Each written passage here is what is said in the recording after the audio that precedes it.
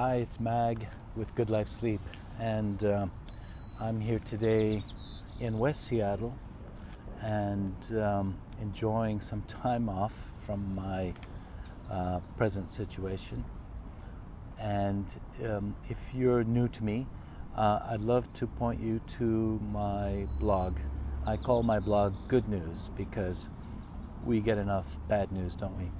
So check out my website, Good Life Sleep, where I just wrote a little piece on the question on about men's health, and the question I posed was, what was the most important organ in man's health?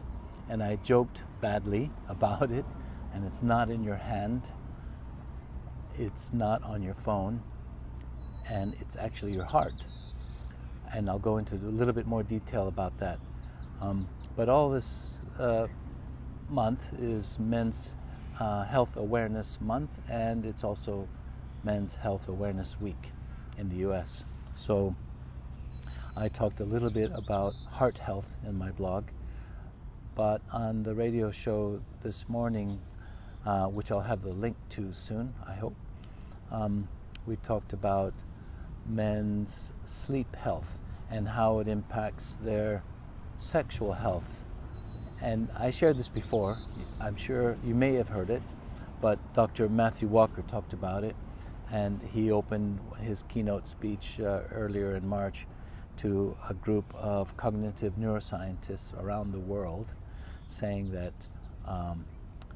men's testicles were smaller in men that didn't sleep enough, that they were 10 years older biologically than men who got 8 hours of sleep. So the point he was making was that sleep impacts your physiology, but it also impacts your emotional health, which is the subject of my last blog, and how emotional health is so important to our well-being. And I mean that in the best possible way, because men, as we know, have a difficult time getting in touch with their feelings, with their emotions. So, and the way to tap into that is to really know that your heart rules your brain, and not your brain ruling your heart. Your heart sends just as much, or perhaps more, signals to the brain than the other way around. Meaning, if you were listening to your heart, it has the answer to a lot of things. If your heart is not in the right place, everything else is out of whack. So it's important to know that, and to learn ways that you can actually tap into your heart. And most people understand breathing as a way of calming yourself down and finding more peace and then managing your emotions. But an easier way is to simply think about the things you're grateful for.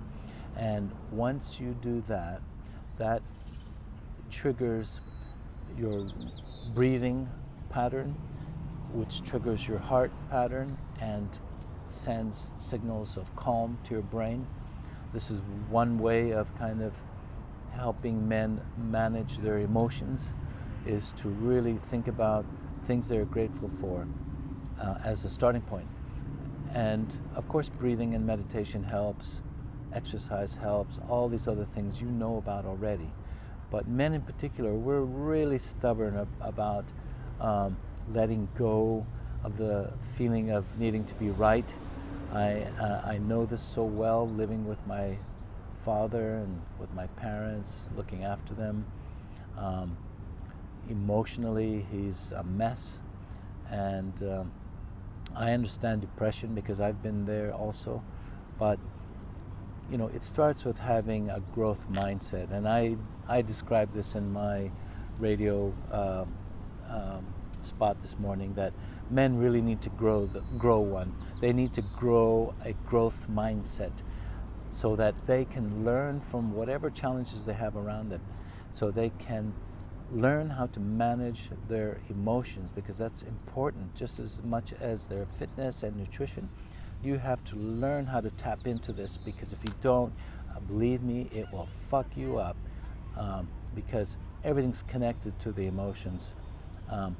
Men just don't realize that.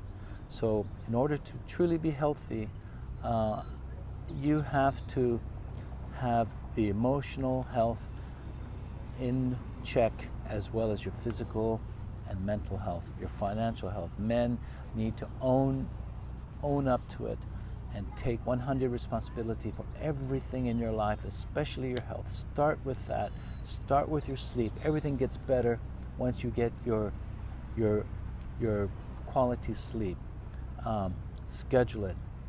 Manage that as part of the tools you have in your toolbox to help you succeed in whatever you do. So really, for men's health awareness, look at your heart. Tap into understanding what it means to get in touch with your feelings, your emotions, and then take care of business. All right? So I hope that it was useful, and that you have a wonderful month ahead. Cheers. Bye.